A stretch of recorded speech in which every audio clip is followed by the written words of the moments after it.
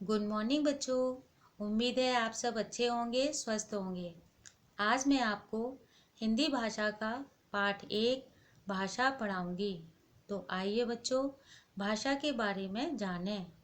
बच्चों, जो हम बोलते हैं वही भाषा है। जब भी हम एक दूसरे से बात करते हैं, उनकी बात को समझते हैं या अपनी बात दूसरों को समझाते हैं, यह सब बच्चों भाषा के माध्यम से ही होता है। अतः बच्चों, भाषा के द्वारा ही हम बात को बोलते व समझते हैं। चित्र में बबलू आंटी के घर जाता है और कहता है, आंटी नमस्ते। आंटी ने कहा, अरे बबलू, तुम तो बहुत स्मार्ट लग रहे हो।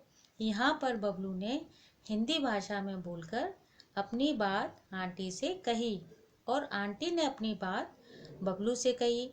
तो यह सब बच्चों भाषा के माध्यम से हुआ। बच्चों, कभी कभी हम अपनी बात को लिखकर भी समझाते हैं। इस चित्र में सड़क पर कूड़ा ना डालें, यह बात लिखकर समझाई गई है। अतः जो बात लिखकर या बोलकर समझी व समझाई जाए, वह भाषा कहलाती है। हमारे देश में हिंदी भाषा अधिक बोली जाती है, इसलिए हिंदी को हमारी राष्ट्रभाषा भी कहते हैं। लेकिन बच्चों, जो भाषा हम बचपन में अपने माता पिता से सीखते हैं, वह भाषा कौन सी भाषा कहलाती है? वह भाषा मातृभाषा कहलाती है। हमारे देश में अन्य कई भाषाएं अलग अलग राज्यों में बोली जाती हैं। जैसे पंजाब में पंजाबी बोली जाती है, गुजरात में गुजराती बोली जाती है, बंगाल में बंगाली, तमिलनाडु में तमिल, महाराष्ट्र में मराठी बोली जाती है, आसाम में असमी बोली जाती है और केरल में मलयालम। आइए अब भाषा के रूप के बारे में समझें।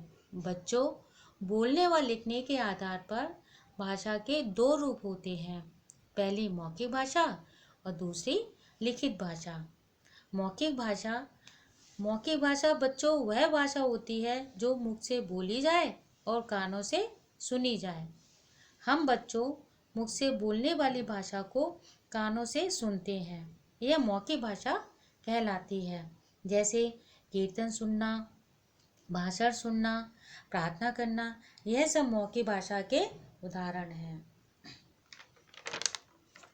अब है दूसरी लिखित भाषा।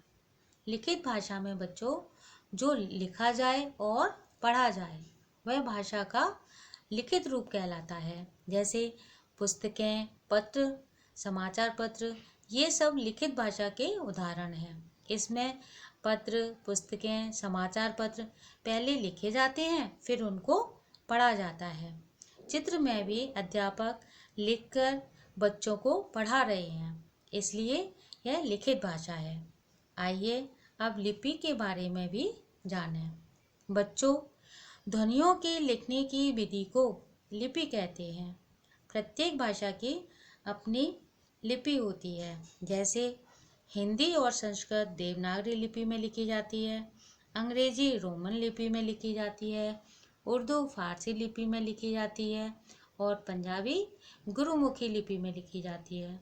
तो बच्चों, आज हमने भाषा के बारे में और भाषा के रूपों के बारे में पढ़ा और समझा। आशा है आपको समझ में आ गया होगा। अब आप इस वीडियो के माध्यम से वर्कशीट नंबर 1 का अभ्यास कार्य करें। घर पर रहिए और सुरक्षित भी रहिए। धन्यवाद।